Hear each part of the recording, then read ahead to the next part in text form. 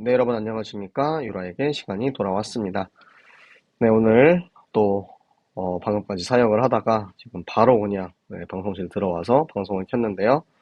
예, 지금 굉장히 이제 목요일 같은 경우는 사역이 많아가지고 좀 분주합니다. 하지만 또 약속의 시간, 또 여러분과 함께 성경을 읽는 것이 너무나도 중요하기 때문에 조금 미리 이제 들어와서 준비하고 이렇게 하고 있으니까 여러분도 저와의 약속의 시간, 또 하나님과의 약속의 시간, 하나님과 진짜 하나님 이 시간만큼은 내가 미리 마음을 준비하고 성경을 읽으면서 하나님과 교제하는 시간을 갖겠습니다. 여러분이 그렇게 마음을 먹고 항상 하루에 이 10시 이 시간은 하나님에게 드리는 그런 여러분이 되었으면 좋겠네요.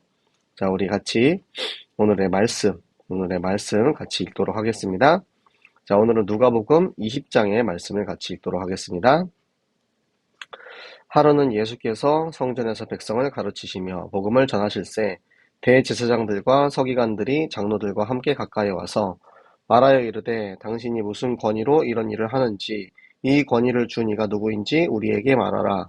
대답하여 이르시되 나도 한 말을 너희에게 물으리니 내게 말하라. 요한의 세례가 하늘로부터냐 사람으로부터냐. 그들이 서로 의논하여 이르되 만일 하늘로부터라 하면 어찌하여 그를 믿지 아니하였느냐 할 것이요.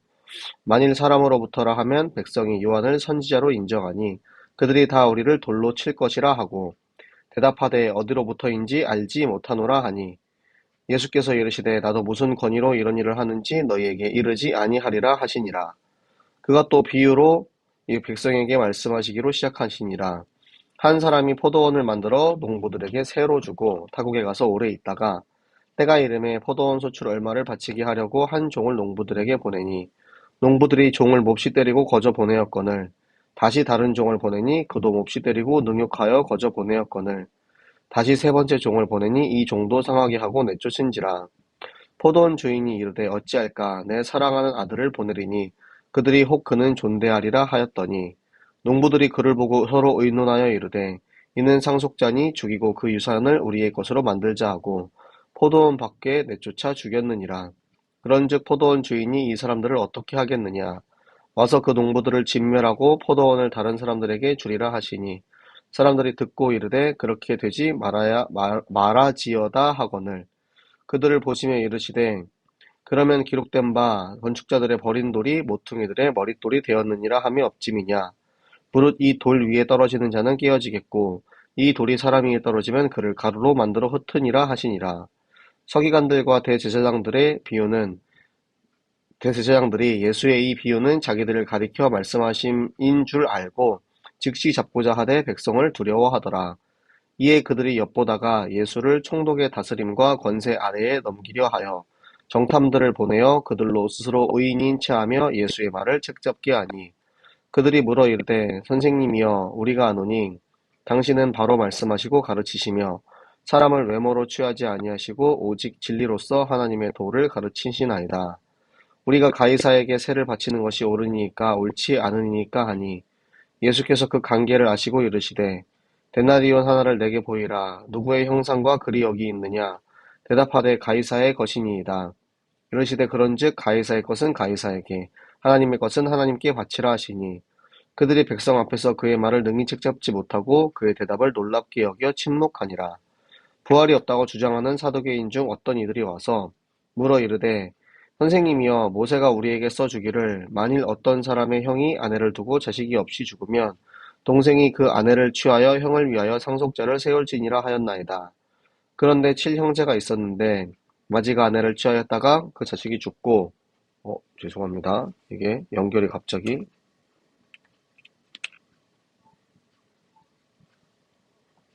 다행이다. 살았다. 네, 이게 연결이 끊어지면 다시 살기가 힘든데 하나님 은혜로 바로 살았습니다.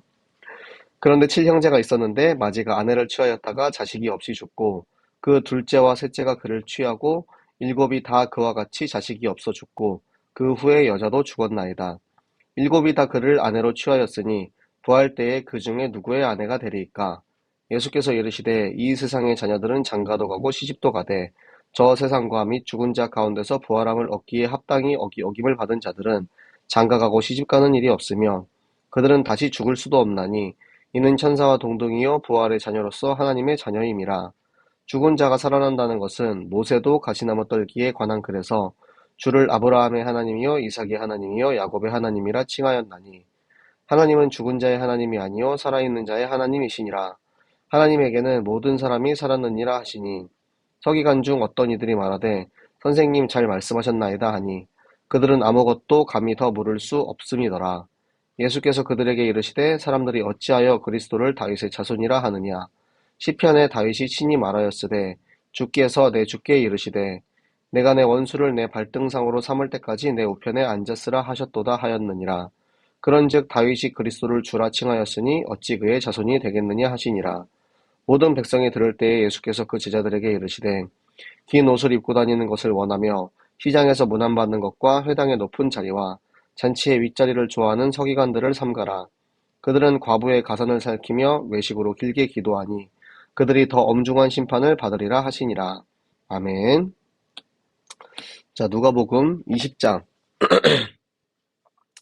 예수님을 찾아온 대제사장과 서기관들 그리고 장로들이 이제는 트집을 잡으러 온 거예요. 그러니까 저 예수님을 어떻게든 트집 잡아서 저 예수를 처형하고자 지금 찾아왔습니다. 그래서 물어봅니다.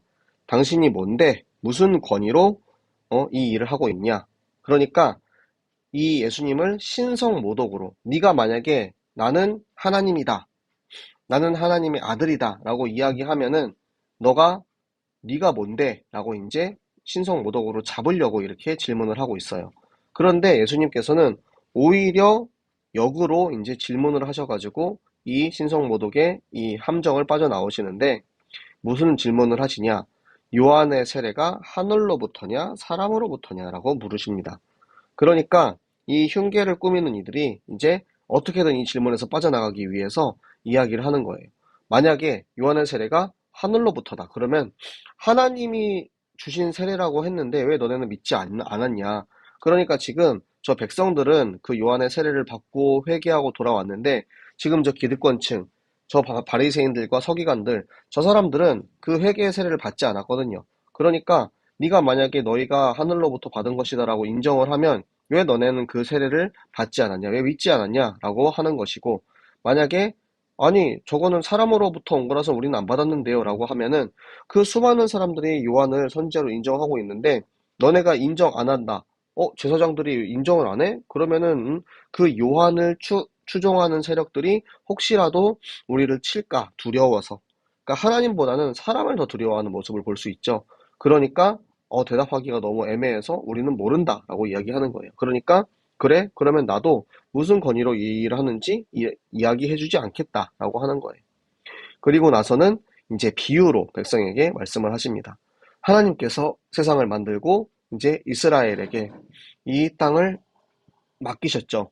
그리고 나서 이 많은 시간이 지나고 나서 그 백성들이 생명의 수확을 얻게 하기 위해서 이제는 생명의 소출을 얻기 위해서 선지자들을 보내서 너희는 어떠한 생명의 응답을 받았느냐라고 이제 물어보시는 거예요. 그런데 그 지금 이스라엘 백성들은 그 선지자를 영접하지 아니하고 오히려 때려서 보낸다라는 거죠. 그러니까 부끄러운 거예요. 창피한 거예요. 그래서 다시 또 다른 종을 보냅니다. 다른 이제 선지자를 보내서 너희는 어떠한 응답을 받았느냐, 어떠한 생명의 응답을 받았느냐. 그러니까 또 몹시 때리고 능욕하고 세 번째 종도 상하게 하고 내쫓은 거예요. 그러니까 저 포도원 주인 하나님께서 내 아들을 보내면은 그래도 나의 아들은 존중하지 않겠느냐.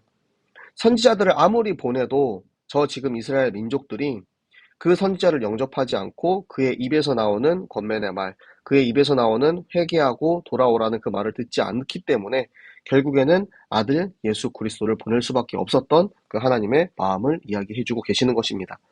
그래서 예수 그리스도를 보냈는데 지금 저 농부들, 뭐죠? 방금 전에 계속해서 나오고 있던 저 바리새인들, 제사장들, 서기관들, 그들이 이는 상속자니 저 그리스도를 죽이고 우리가 그의 유산을 다 챙기자라고 하고 내쫓아 죽였어요. 그러니까 그러면은 주인이 하나님께서 이 사람들을 어떻게 하겠느냐? 그리스도를 영접하지 않고 죽인 자들은 반드시 진멸당하고 포도원은 다른 사람에게 심판을 받을 것이다.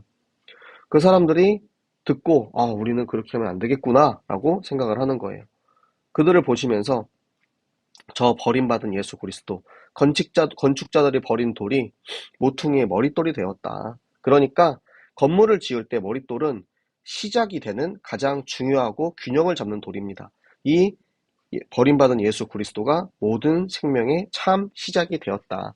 그런데 이 돌 위에 떨어지는 자, 그러니까 이 유대인은 깨어질 것이고 그 돌을 이제 그것들을 주도한 주도자들, 이 모든 원흉인 지도자들은 완전히 가루로 만들어 버릴 것이다.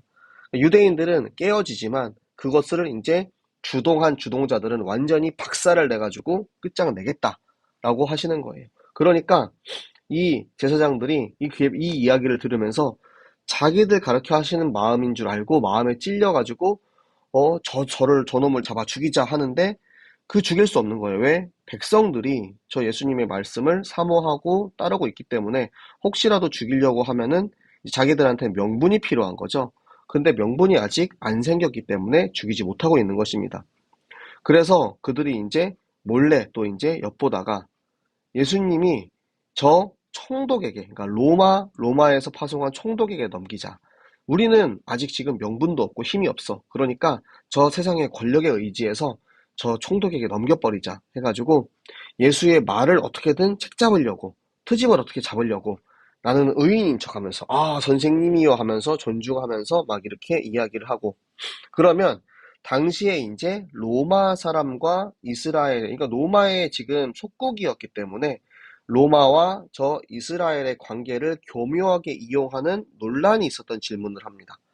우리는 이스라엘 사람들인데 저 가이사에게, 로마 황제에게 세를 바치는 게 맞습니까? 라고 이야기를 하시죠. 근데 예수님께서는 그것을 깨닫고 이르시되 데나리온, 그 이제 화폐에 쓰여져 있는 그림, 얼굴이 누구의 것이냐? 그러면 가이사의 얼굴이 있습니다. 그래? 그러면 가이사의 얼굴이 있는 화폐니까 가이사의 것은 가이사에게, 그리고 하나님께 드릴 하나님의 예물은 하나님 것으로 바쳐라. 그러니까 백성들이 와, 진짜 우리가 제사장들의 괴계가 통하지 않는구나. 그리고 나서는 결국에는 잡지 못하고 도망가게 되는 거죠.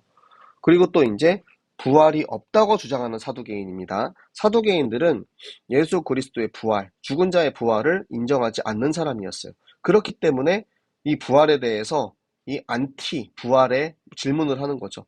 아니, 계대 결혼에 대해서 이야기하면서 이제 칠형제에서 형이 죽으면 아내를 둘째에게 주고 그래서 둘째를 통하여서 아이를 낳도록 이 혈통을 이어갈 수 있도록 해야 되는데 둘째, 셋째, 넷째, 일곱이 다 죽었어요. 그러면은 이 아내는 일곱과 모두 한 번씩은 결혼하는 이제 아내가 되는 거예요. 근데 여자도 죽고 그러면은 일곱 형제와 여자가 다 죽었는데 나중에 부활하고 나서 이 여자는 누구의 아내입니까? 라고 질문을 하는 거예요. 그러니까 부활의 허점을 파고 들어보겠다라고 질문을 한 거죠.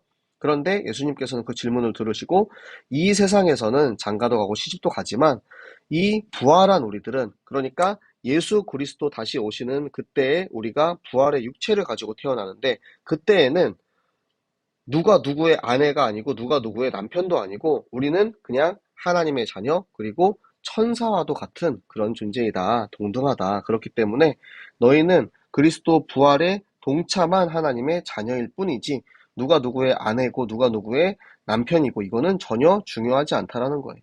그 죽은 자가 살아났다는 부활은 모세도 이야기했다. 아브라함의 하나님, 이삭의 하나님, 야곱의 하나님이라는 말을 통하여서 하나님은 죽은 자의 하나님이 아니고 살아있는 자의 하나님이기 때문에 아브라함도 죽지 않았고 이삭도 죽지 않았고 야곱도 죽지 않았다라는 거예요.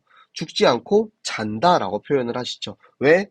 우리의 육신은 죽었지만 우리의 영혼이 살아있기 때문에 우리의 죽은 육신이 자고 있다가 마지막 때에 다 부활해서 이 영혼과 함께 한다라는 것입니다. 그리고 나서 그 옆에 있던 서기관이, 왜냐하면 서기관은 율법에 굉장히 능통한 사람들이었잖아요. 그러니까 서기관이 그 얘기를 듣고 정말 선생님의 말씀에는 율법적으로 흠이 전혀 없습니다라고 이야기하니까 저 사두개인들이 감히 거기서 또 어떠한 트집을 잡을 수도 없는 거예요. 예수님께서 그 얘기를 하십니다. 왜 다윗의 자손이라고 하느냐? 그리스도는 혈통적으로는 다윗의 후손이 맞습니다. 근데 시편에서 다윗은 주께서 내주께 이르시되, 그러니까 하나님이 예수님에게, 그러니까 성삼위 하나님의 존재를 다윗은 이미 표현을 하고 알고 있었던 거예요. 그때 이 심판의 때까지 이 예수님께서 하나님 우편에 앉아 계시다가 심판의 때 예수님 다시 내려오신다라는 이야기를 하고 있는 거예요. 그런즉 다윗은 예수 그리스도를 이미 성삼위 하나님인 성자 예수님인 것을 인정을 했기 때문에 어찌 우리가 다윗의 밑에 그리스도가 있다라고 이야기를 하겠느냐. 육신적으로는 다윗의 후손이지만 영적으로는 주인이시다라고 표현을 하고 있는 것입니다.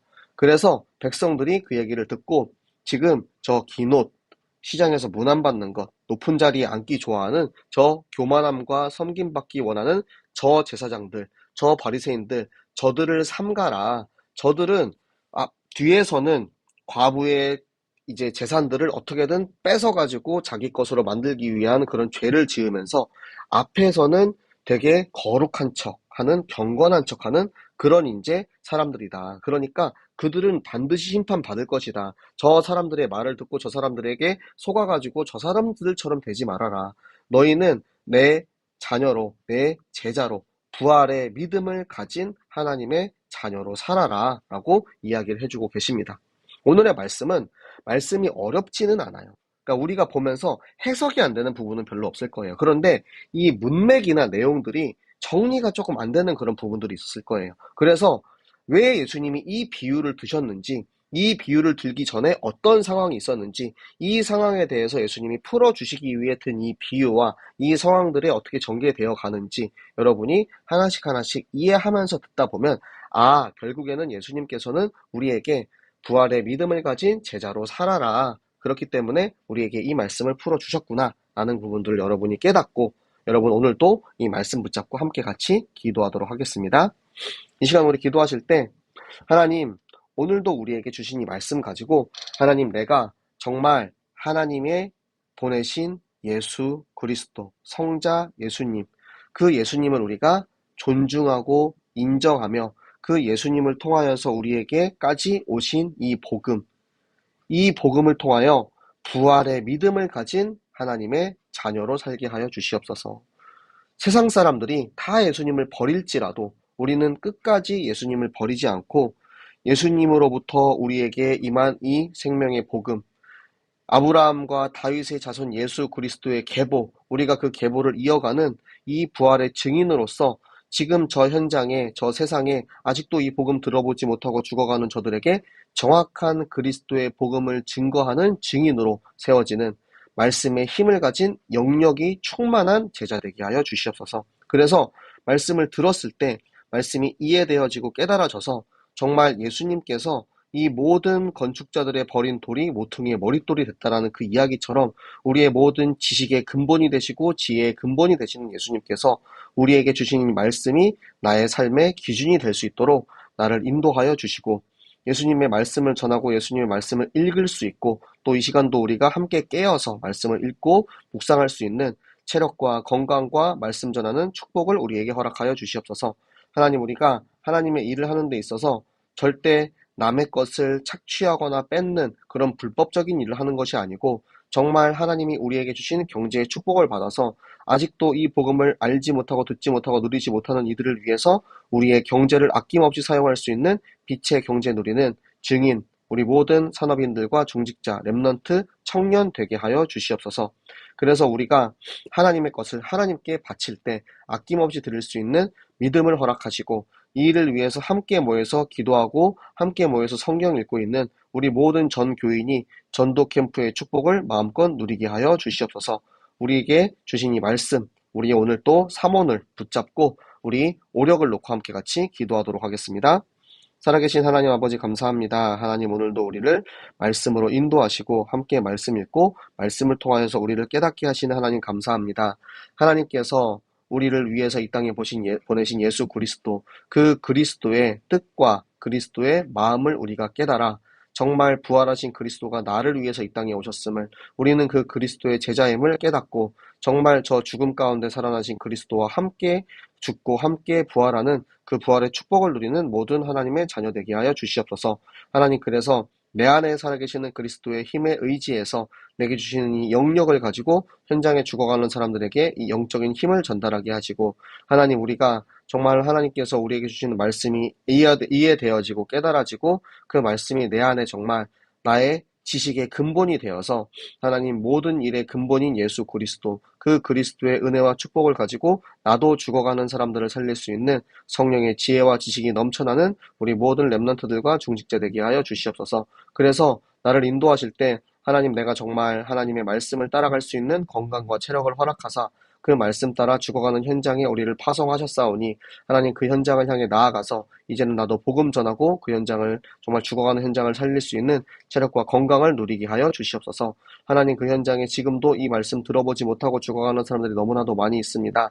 아버지, 그들에게 말씀 전하는 그 일에 마음껏 쓰임 받을 수 있도록 하나님, 우리가 받은 것 아낌없이 줄 수 있는 경제의 축복을, 그 믿음을 허락하사 하나님, 이유 있는 경제, 우리가 왜 축복을 받아야 하는지 하나님께서 우리에게 주신 말씀의 축복을 내가 잘 깨달아서 나도 정말 나아가 이 말씀 몰라 죽어가는 사람들에게 아낌없이 쓸 수 있도록 하나님, 우리가 그 사실을 깨달았을 때 우리의 경제를 채워주심을 깨달을 수 있는 빛의 경제에 누리는 우리 모든 정교인 되게 하여 주시옵소서. 하나님, 우리 청년들이 청년의 때에 하나님께 드릴 수 있는 믿음을 주시고, 우리 중직자들이 렘넌트를 먹이는 일에 쓰임받게 하시고, 우리 모든 산업인들이 우리의 기업과 우리의 모든 직업을 통하여서 왜 경제의 응답을 받아야 하는지 빛의 경제를 마음껏 누릴 수 있는 선교기업, 전도기업을 세우는 우리 모든 생명 정교인 되게 하여 주시옵소서. 그 일을 위해서 우리가 함께 모여서 말씀 읽고 함께 모여서 기도하고 함께 전도하는 전도 캠프의 응답 가운데 우리를 있게 하심을 감사합니다. 하나님, 나는 할 수 없고 나는 알 수 없지만 우리가 함께 모여서 기도하고 말씀 묵상하고 전도할 때 하나님의 응답이 우리 스승님교회 전 교인에게 동등하게 응답받고 일어나게 하여 주시옵소서. 오늘도 우리에게 기도하게 하시고 말씀 읽게 하시고 하나님 전도하게 하시는 께 감사드리며 살아계시는 주 예수 그리스도 이름으로 기도드렸습니다. 아멘. 자, 여러분, 내일은 금요일입니다.